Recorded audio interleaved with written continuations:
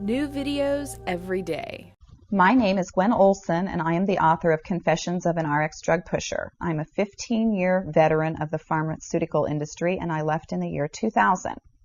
And what I would like to do today is I would like to dispel the myth that the pharmaceutical industry is in the business of health and healing.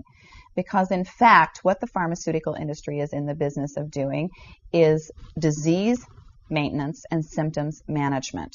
They are not in the business to cure cancer, to cure Alzheimer's, to cure heart disease, because if they were, they would be in the business of putting themselves out of business, and that in fact doesn't make sense. I don't want people thinking that I am a conspiracy theorist, because in fact there is no theory behind what I'm telling you. It's all provable. And what I'm saying is provable is that the pharmaceutical industry doesn't want to cure people. You need to understand, specifically when we're talking about psychiatric drugs in particular, that these are drugs that encourage people to remain customers of the pharmaceutical industry. In fact, you will be told if you're given a drug such as an anxiolytic or an antidepressant or an antipsychotic drug that you may be on the drug for the rest of your life. And very frequently people find that they are on the drugs for a very long period of time, if not permanently, because they're almost impossible to get off of. Some of them can have very serious withdrawal symptoms, and most of them can have extremely serious withdrawal symptoms if they're stopped cold turkey, but some people even experience withdrawal symptoms when they try to titrate or they try to eliminate the drug little by little, day after day.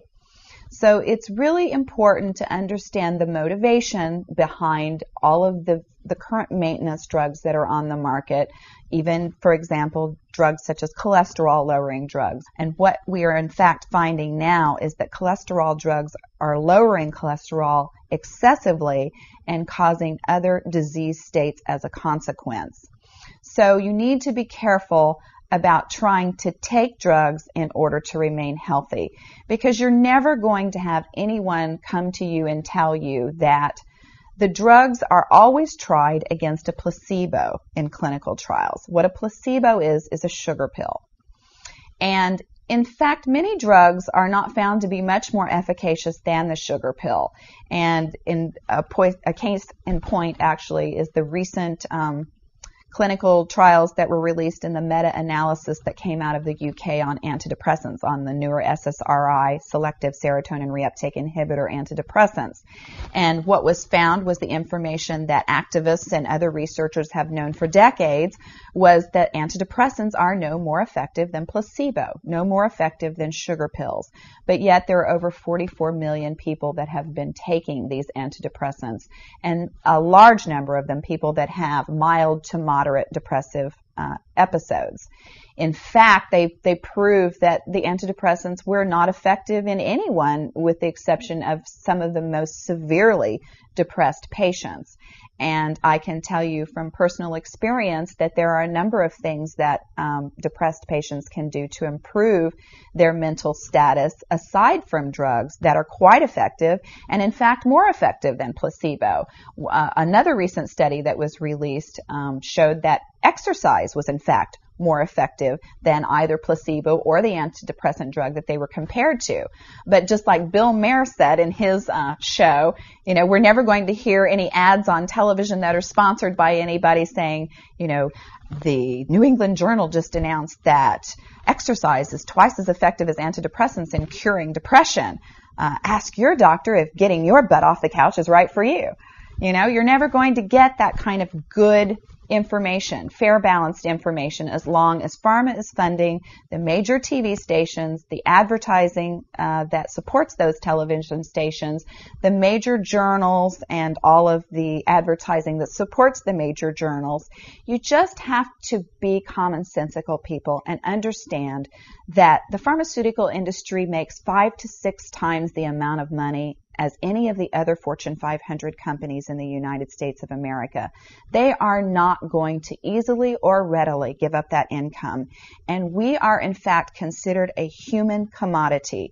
Our loved ones, our children, our elderly are considered cash cows that are preyed upon by pharmaceutical reps such as myself, who are encouraged to go in and build market shares without thinking about the consequences to patients, without knowing the misinformation that they are distributing, without being aware that the clinical data has been contrived, or that the patient populations have been cherry-picked, or that the side effects have been minimized and reported in such a manner that it doesn't present the information correctly. I spent 15 years in this industry. I was one of the best, but I'm here to tell you that the industry has run amok, that we are at a severe crossroads in this nation, and that we have got to take our power back, and we have got to start making the pharmaceutical industry accountable for their actions and for the defective products that they're putting on the market. It won't be long before every American is affected by this disaster, and we need to be aware of what the differences are between diseases, between disorders, and between syndromes. Because if it doesn't have to be scientifically proven, if there are no tests, if there are no blood tests, CAT scans, urine tests, MRIs, if there is nothing to document that you have a disease, then you in fact do not have a disease, you have a disorder, and it has been given and has been diagnosed pretentiously, and you need to get yourself educated and understand that there are options, and those options are much more effective than drugs. You need to look into the nutritional aspects of your diet and your lifestyle aspects. Are you exercising? Are you taking care of yourself in the ways that you need to be proactive about your health? Because once you start down the road of taking one prescription drug on top of the other, you will be a lifelong customer for the pharmaceutical industry, and your choices will be truncated.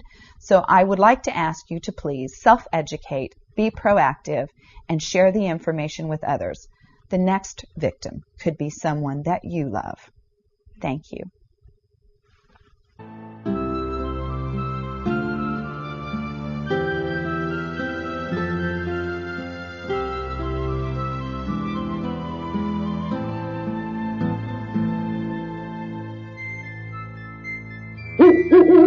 Mm-hmm.